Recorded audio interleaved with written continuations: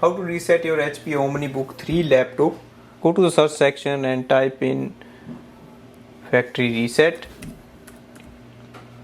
Type in factory reset and you can click on the reset this PC.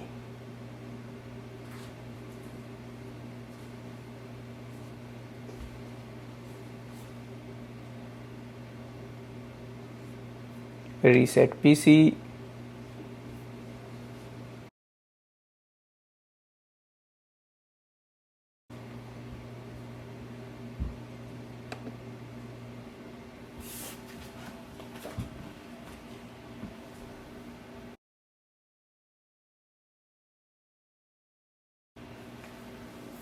Just select the local device and click next.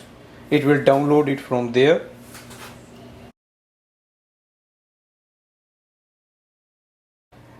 And make sure you plug in the power cable, otherwise it won't do the reset.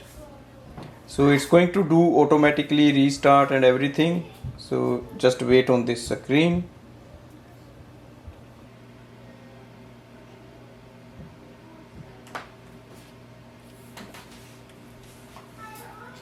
Our laptop is reset to the factory settings. It restarted few times and now it's ready to set up again.